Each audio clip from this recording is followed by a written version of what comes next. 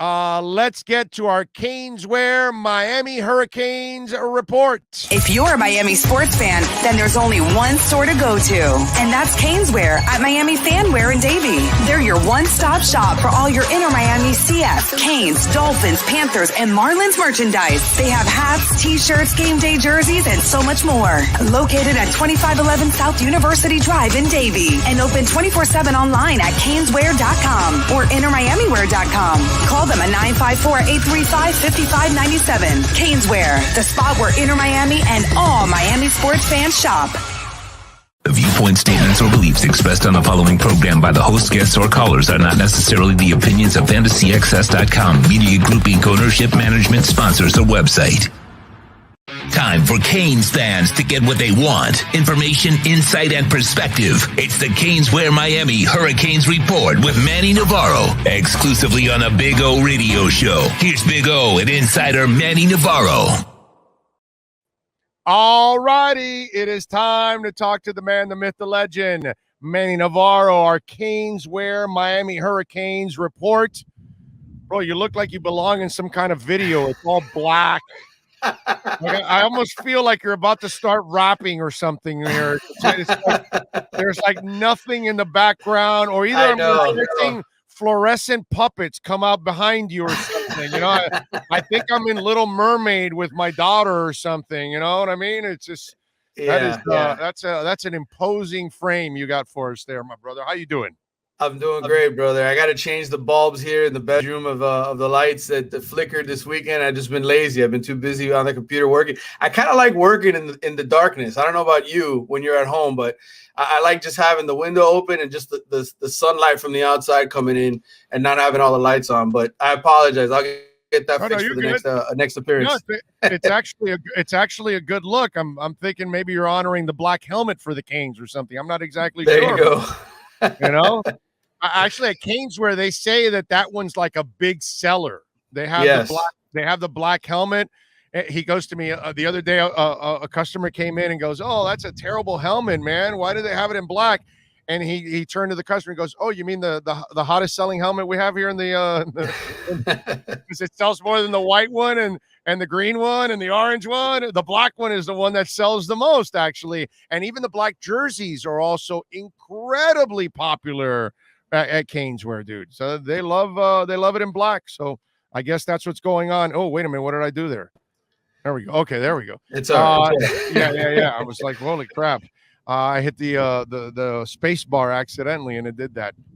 So anyway, I guess you're doing it in honor of the all-out black look.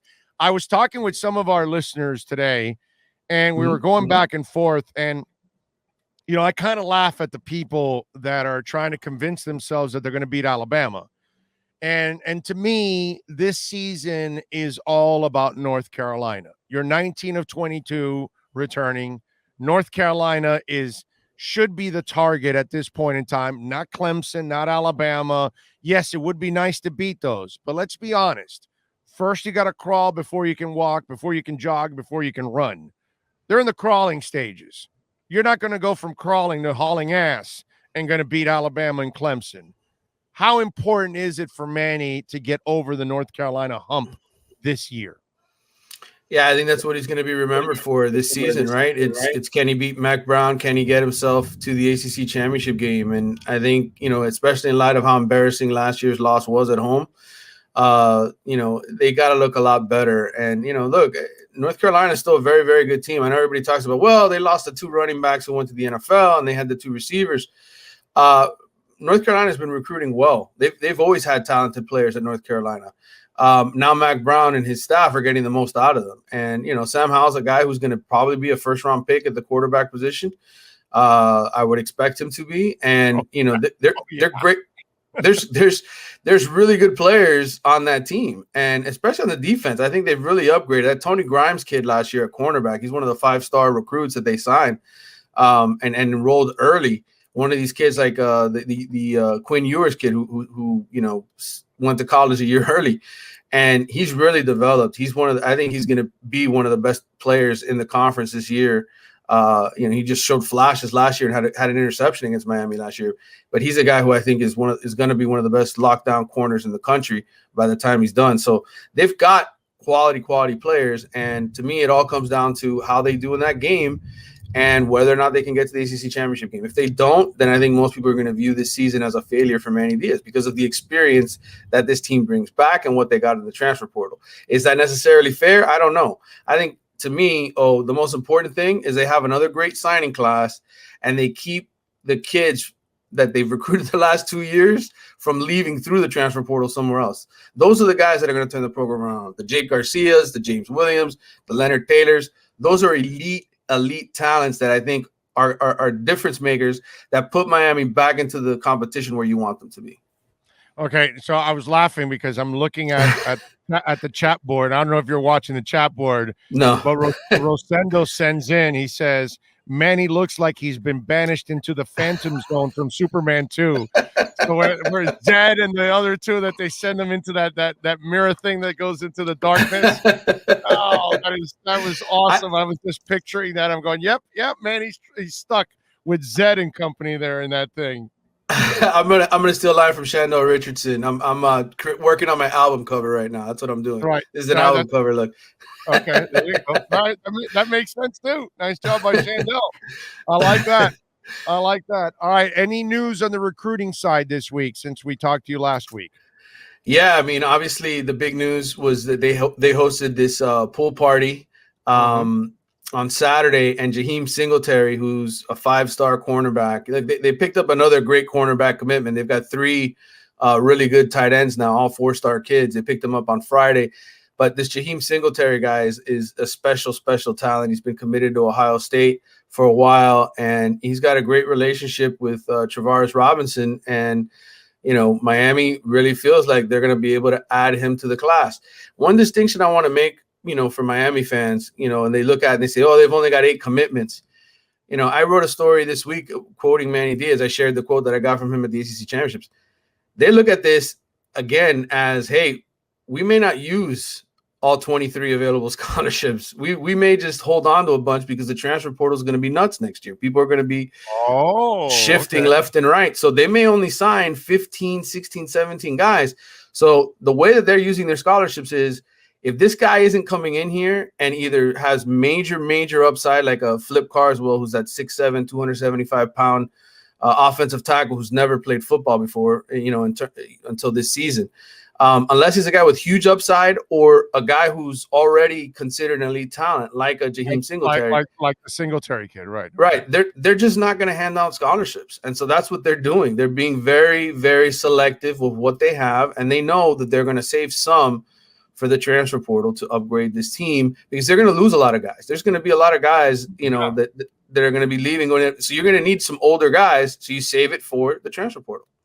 So are they expecting like the Big 12 to suffer a lot of losses? Is that kind of what they're anticipating with the news of Oklahoma and Texas?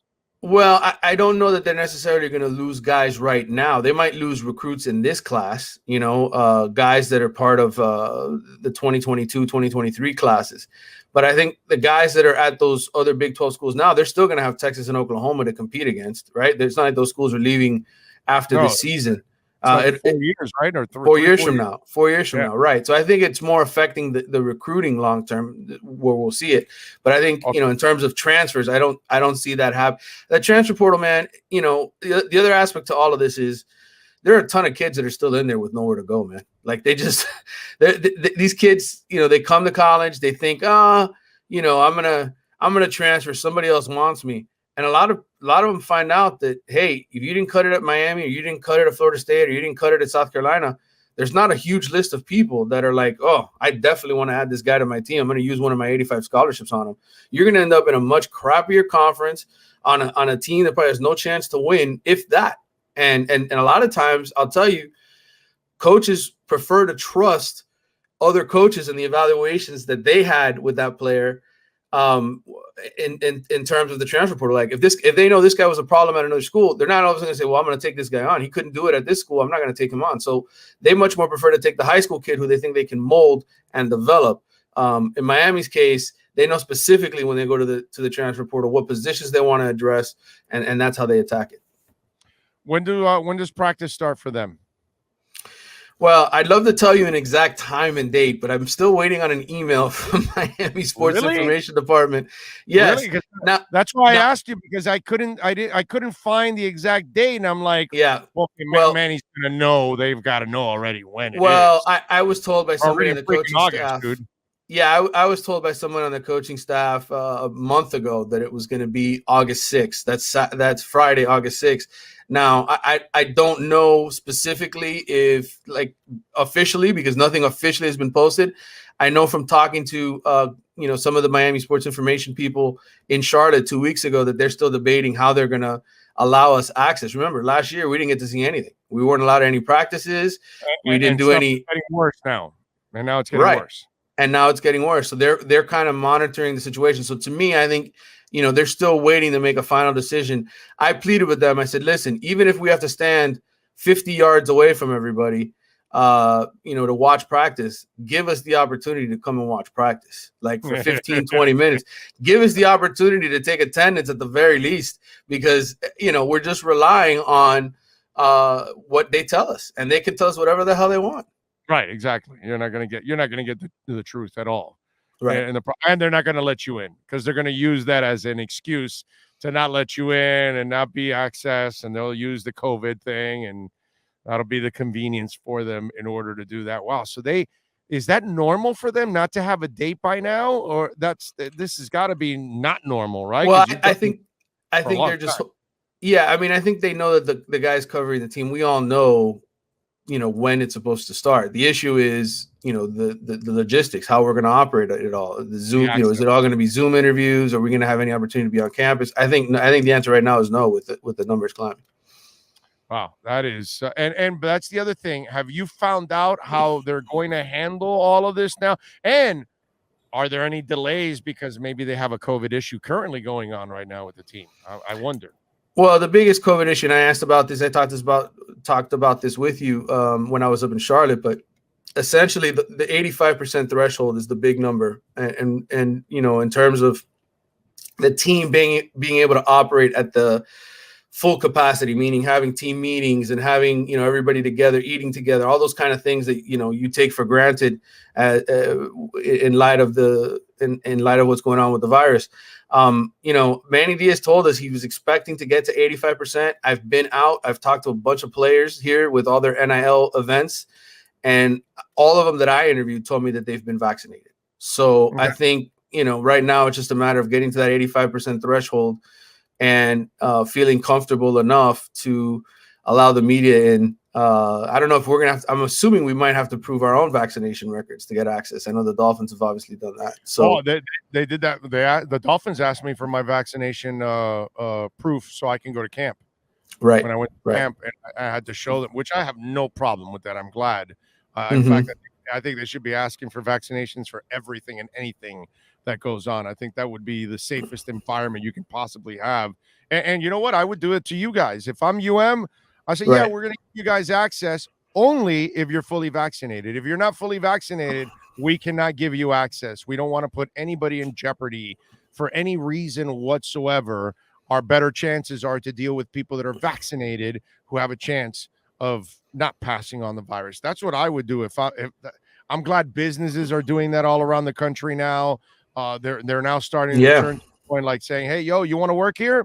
You got to be vaccinated. If you're not working here. And that makes all the sense in the world, man. It's the only way we're going to put this thing out. I will tell you, a lot of the kids have been scared to take the shots. Like they all told me that they were all worried. Like, I don't know what this is going to do to me. Don Chaney Jr. The enlarged heart thing. Is that what it is? What they talk about the enlarged heart because it's happening? Yeah. And they're just, the side effects. And then Don Chaney Jr. cracked me up. I was going to use one of his quotes, but he said, the whole zombie thing. I started cracking up. I said, this is, again, shows you how these guys are, young and funny. But yeah, I mean, that's how silly some of them think, It's a lot worse to get COVID, and maybe it really does some serious damage. So you're better off dealing with that. It's just the funny part is there's an attitude that some people think that the vaccine is supposed to be perfect, which Right. medicine has never created a perfect vaccine. All vaccines are imperfect. That's just the way it is. It's just it covers the majority. Like the polio one was only 90%. This vaccine's at 95. But think about it, and it took decades to get rid of polio in the world. With a vaccine, it took decades. Now, we didn't have the resources then. It was a different world. Now we have resources, especially in our country. There are other countries, third world countries, that don't have the resources, don't have the vaccine. So it's going to flourish there and it's going to hang around a lot longer. But in places where there is the resources, we should be able to knock it out here in this country, dude. You'd hope so. You'd hope so, but I don't know how things are going to change here. If the numbers keep going up and things don't improve, I don't know. It might affect attendance, right? It might have to shut it back down and say, hey, we can't have full crowds. I don't know. We'll see. I mean, it's funny that it's happening right as football is getting ready to start again. Right? Oh, no, dude. Sunday night I was at the Green Day concert, and I'm looking around going, "This is a super spreader event if I've ever seen one in my life." And I don't care that we're out in the open. There were just people, and I was part of maybe the 3 to 5% that were wearing masks. You know what I mean? And I was in the pit, and I still got away from the side. I went to the side of the pit so I could be away from everybody, and I was kind of by myself within like a 15-foot radius because I was away from everybody, and I'm seeing the idiots mosh pitting and all that, and I'm going, oh man, if there's one person infected there, they're just going to be spreading it all over the place. So it's some crazy stuff. All right. Any other news that we're overlooking this week that we have not talked about? No, I mean, from the recruiting front, that's kind of what everybody's still paying attention to because that class is still being built, but we're waiting for practice to get going. I'm always interested in which surprise injuries we're not told about. I mean, look, we grilled Manny Diaz on everything, but there's always something that happens, right? There's always somebody and with COVID now, we'll see, who has to sit out if they test positive for it or whatever. Those are always issues, but we'll find out now once practice finally gets started. But I'm looking forward to it, man. I got a couple stories this week. One, sort of breaking down the depth chart on both offense and defense and, sort of touching on some storylines. So I'll have plenty of content for people to read over The Athletic and I have some good interviews. I went out and I actually spoke to Nigel Lee Kelly, who's one of the elite defensive linemen here in South Florida, a kid who goes to Dillard, and we had a long talk about recruiting. So I'll have a story on that as well. He's a big-time Miami target, somebody that they really feel good about. But I'd say they've got some stiff competition, man. I think Oregon and Clemson are two teams Miami's really going to have to look out for. So, I mean, there's plenty of stuff to talk about and read over at theathletic.com. And, of course, every week here, I'll be on with you 2 times a week, man, to cover it all. Yeah, I'm looking forward to it. And one more thing before I let you go, and this might be also unfair because you may not have all the information.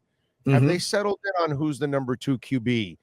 Just in case, because knowing that King is coming back from a knee injury, the running quarterback, and he's going to take pops. And, there's going to be a lot of guys that the tackle is going to be with a shoulder down in the lower leg area.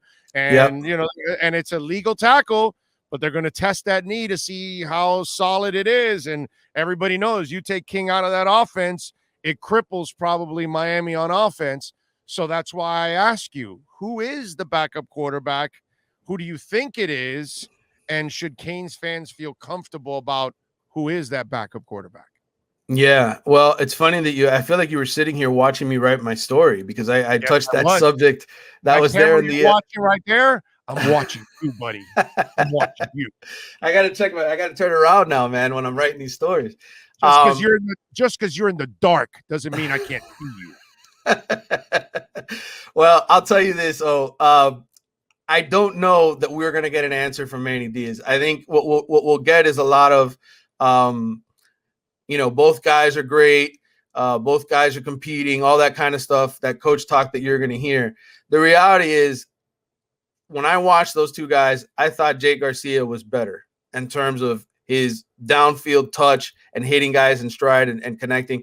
But I also like Tyler Van Dyke a ton too. I think he's got phenomenal arm strength. I think he's a really talented quarterback. So to me, there's really not one guy in front of the other so far, for sure. And I think the coaches are going to try to keep that as vague as possible, even to the players, because let's face it, right? Keeps them both motivated, right? Keeps them motivated, and I think at the same time, keeps them out of the transfer portal, because if one of them knows, that's a good one. That's a good one.